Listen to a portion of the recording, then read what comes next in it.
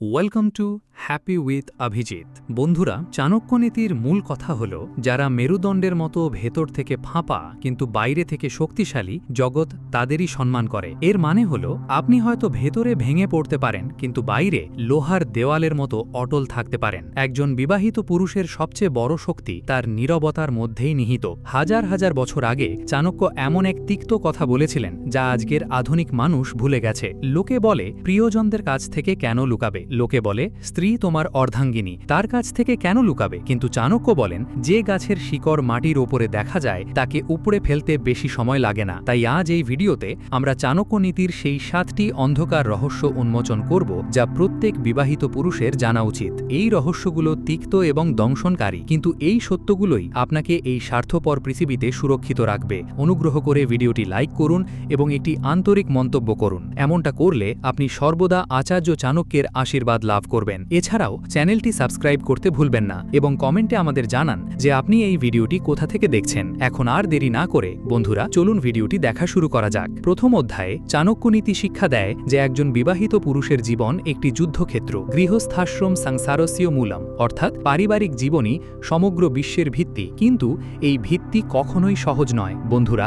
একজন বিবাহিত পুরুষের জীবন কোনো যুদ্ধক্ষেত্রের চেয়ে কম নয়। তাকে বাইরের জগতের সাথে লড়াই করতে হয়, অফিসের রাজনীতি সামলাতে হয় এবং ঘরের ভেতরের অন্তহীন প্রত্যাশার বোঝা বহন করতে হয়। তার স্ত্রীর প্রত্যাশা, সন্তানদের চাহিদা, গুরুজনদের সমর্থন, তার বাবা মা এবং সমাজের সমর্থন, এই সমস্ত বিষয় একজন মানুষের কাঁধে ভারী বোঝা হয়ে চেপে বসে। চাণক্য বলেন, একজন মানুষের সবচেয়ে বড় গোপনীয়তা হল তার দুর্বলতা। মনে রাখবেন, যদি আপনি আপনার দুর্বলতা আপনার জীবনসঙ্গী বা বিশ্বের কাছে প্রকাশ করেন, তবে আপনি নিজের ঢাল নিজেই ভেঙে ফেলবেন। এই সমাজ এবং এই সম্পর্কগুলো ক্ষমতার ভারসাম্যের ওপর চলে, আবেগের ওপর নয়। চাণক্য স্পষ্টভাবে বলেছেন যে যেদিন অন্য ব্যক্তিটি জানতে পারবে আপনার কোথায় কষ্ট হচ্ছে, সেদিন থেকেই আপনার শোষণ শুরু হবে। আজকাল আমরা খোলা বই হতে চাই। আমরা মনে করি যে সবকিছু প্রকাশ করলে ভালোবাসা বাড়বে এবং সম্পর্ক আরও গভীর হবে। কিন্তু চাণক্য বলেন, না, সবকিছু প্রকাশ করলে কেবল আপনার সম্মানই কমে যায়। সুতরাং এই প্রথম অধ্যায়ের উপসংহার হল, একজন বিবাহিত পুরুষের উচিত তার দুর্বলতা গোপন রাখা।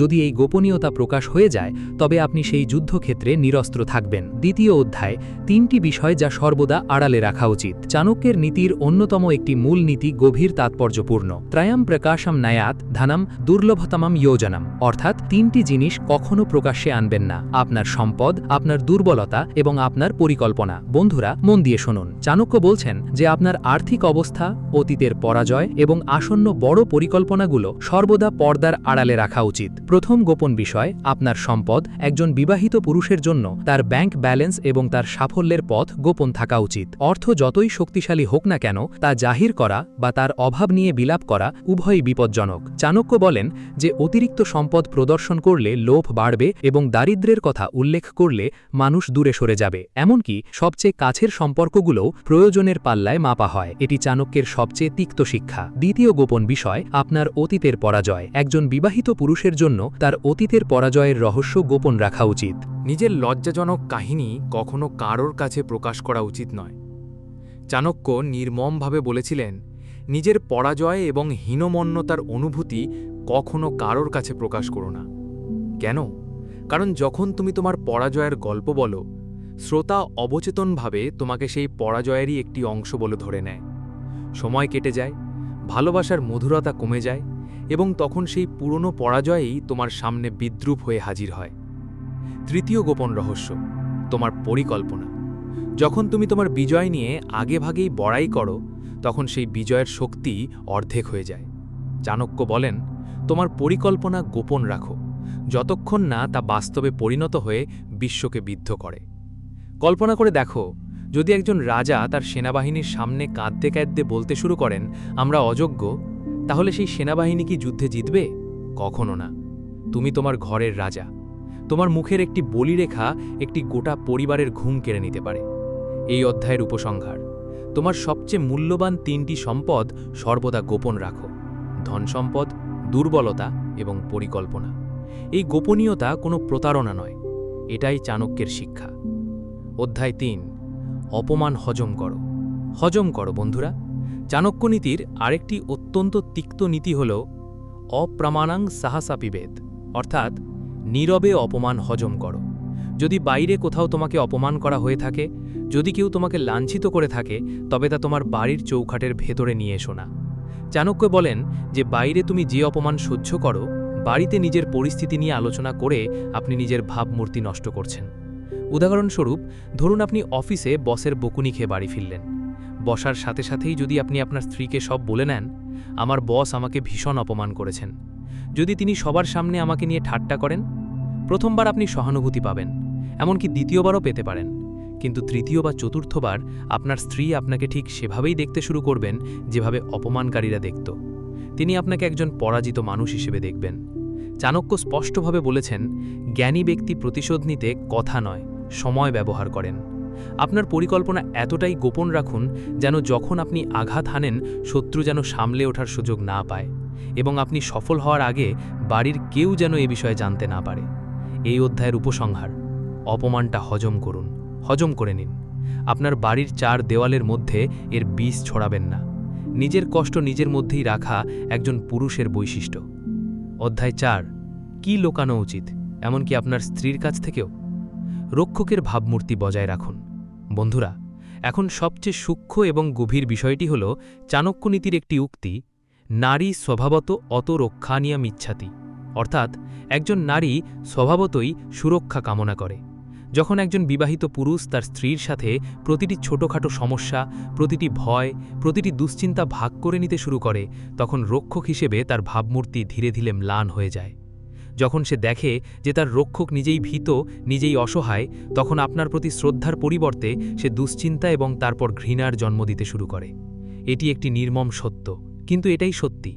চাণক্য বলেন, নারীরা আবেগের বশে কখনো কখনো অন্যদের এমন কথা বলে ফেলে যা আপনার ধ্বংস ডেকে আনতে পারে। এটা তাদের দোষ নয়, এটা তাদের স্বভাব। আর একজন পুরুষের কর্তব্য হল নিজের এবং তার পরিবারের জন্য ধ্বংসের প্রতিটি পথ বন্ধ করে দেওয়া। তাহলে এর অর্থ কি? আপনার স্ত্রীকে ভালোবাসুন, তাকে সম্মান করুন, তাকে পৃথিবীর সমস্ত সুখ দিন, কিন্তু তোমার আত্মার সেই অন্ধকার কোণের গোপন কথাও তাকে বলো না, যেখানে তোমার সবচেয়ে বড় পরাজয় লুকিয়ে আছে। চাণক্যের আরেকটি সূত্র মনে রেখো, অতিরিক্ত ঘনিষ্ঠতা অবাধ্যতার জন্ম দেয়, এবং অতিরিক্ত নৈকট্য অসম্মানের জন্ম দেয়। যেদিন তুমি পুরোপুরি শিক্ষিত হবে, সেদিন তোমাকে আবর্জনার মতো ছড়ে ফেলা হবে।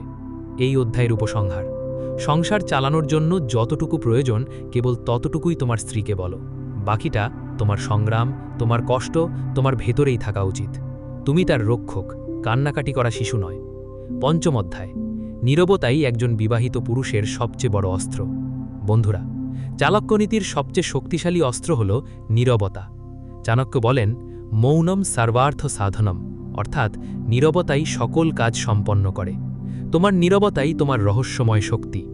যখন তুমি কম কথা বলো এবং আপনি যত বেশি গোপন রাখবেন, আপনার প্রভাব তত বাড়বে। বাড়ির লোকেরা আপনাকে আর গুরুত্ব দেবে না। ভয় আর সম্মানের মধ্যে একটি সূক্ষ্ম রেখা আছে, আর সেই রেখাটি হলো তথ্য। আপনি যত বেশি তথ্য দেবেন, আপনাকে নিয়ন্ত্রণ করা তত সহজ হবে। একজন নারী চুপ থাকা পুরুষকে ভয় পায় না, সে ভয় পায় গভীর চোখের আর ৮-৬০ মুখের পুরুষকে। তোমার নীরবতা তাদের ভাবতে বাধ্য করে তোমার মনে কি চলছে, আর এই ভয়েই শৃঙ্খলা বজায় রাখে। চাণক্য একটি জঙ্গলের উদাহরণ দিয়েছিলেন। সোজা গাছগুলো প্রথমে কাটা হয়, বিয়ের পরেও যদি তুমি খুব সহজলভ্য, খুব নির্মল হও, তোমার আত্মমর্যাদা হারিয়ে যাবে। তোমার ব্যক্তিত্বে কিছুটা অস্পষ্টতা রাখো, কিছুটা সাসপেন্স রেখে দাও। তোমার স্ত্রীরও জানা মনে হয় যে সে তোমাকে কখনোই পুরোপুরি জানতে পারবে না। এই টানাপড়নই সম্মানকে বাঁচিয়ে রাখে। এই অধ্যায়ের উপসংহার: কেবল শান্ত সাপেরই বিষ থাকে। মানুষ তাকেই হত্যা করে যে হিসহিস করে। নীরব থাকো, রহস্যময় হও, বেনামি থাকো। এটাই চাণক্যের সবচেয়ে বড় অস্ত্র। ষষ্ঠ অধ্যায়: নিজের সীমাবদ্ধতা ও অসুস্থতা প্রকাশ করো না কেন? বন্ধুরা, চাণক্য নীতির আরেকটি অন্ধকার দিক, সর্বদা তোমার সহনশীলতার সীমা এবং শারীরিক দুর্বলতা গোপন রাখো। তুমি কতটা সহ্য করতে পারো তা তোমার স্ত্রী বা বিশ্বকে কখনো বলো না। যেদিন মানুষ জানতে পারবে যে তুমি এতটা ক্ষমা করতে বা সহ্য করতে পারো, সেদিন তারা বারবার সেই সীমা অতিক্রম করার চেষ্টা করবে। চাণক্য বলেন, তোমার সহনশীলতার মাত্রা একটি নির্দিষ্ট সীমার মধ্যে রাখো। এই ব্যক্তি যদি তার সীমা অতিক্রম করে, তাহলে কি ঘটবে তা নিয়ে মানুষের সর্বদা ভীত থাকা উচিত। আর নিজের শারীরিক দুর্বলতা বা অসুস্থতা নিয়ে খুব বেশি শোরগোল করবেন না। এটা শুনতে কিছুটা নিষ্ঠুর মনে হতে পারে, কিন্তু পৃথিবী সবসময় একটি অসুস্থ ও দুর্বল ঘোড়ার ওপর বাজি ধরা বন্ধ করে দেয়। নিজের স্বাস্থ্যের যত্ন নিন, এর চিকিৎসা করান, কিন্তু নিজের অসুস্থতা নিয়ে অনবরত অভিযোগ করবেন না। একজন বিবাহিত পুরুষের জন্য তার শক্তিই তার সবচেয়ে বড় সম্পদ। আপনি যদি সবসময় সবসময় ক্লান্ত ও অসুস্থ থাকেন তাহলে বাড়ির পরিবেশ নেতিবাচক হয়ে উঠবে। চাণক্য স্পষ্টভাবে বলেছেন যে কলিযুগে মানুষ দুর্বলদের সমর্থন করার চেয়ে বেশি ঠেলে দেয়। একাই নিজের কষ্ট সহ্য করার শক্তি অর্জন করুন। এই অধ্যায়ের উপসংহার হল নিজের সীমা এবং অসুস্থতাকে গোপন রাখা। দুর্বলতা দেখালে আপনি সহানুভূতি নয়, অবজ্ঞা অর্জন করবেন। সপ্তম অধ্যায়, পুরনো ভুল কবরেই পুঁতে রাখুন। বন্ধুরা, চাণক্যনীতির সপ্তম এবং চূড়ান্ত অন্ধকার রহস্যটি হল নিজের পুরনো ভুলগুলো কখনো প্রকাশ করবেন না। আমরা সবাই অতীতে এমন কিছু কাজ করেছি যা নিয়ে আমরা গর্বিত নই। একটি ভুল সিদ্ধান্ত, একটি নৈতিক স্খলন, চারিত্রিক দুর্বলতা। চাণক্যনীতি অনুসারে এই ভুলগুলোকে কবরেই চাপা থাকতে দিন। স্ত্রীর কাছে নিজের অতীতের ব্যর্থতা বা চারিত্রিক ত্রুটি স্বীকার করে মহান হওয়ার চেষ্টা করবেন না। এই সততার জন্য আপনাকে চরম মূল্য দিতে হবে। কেন? কারণ অন্যের ভালো গুণ ভুলে যাওয়া এবং খারাপ গুণগুলো সর্বদা মনে রাখা মানুষের স্বভাব।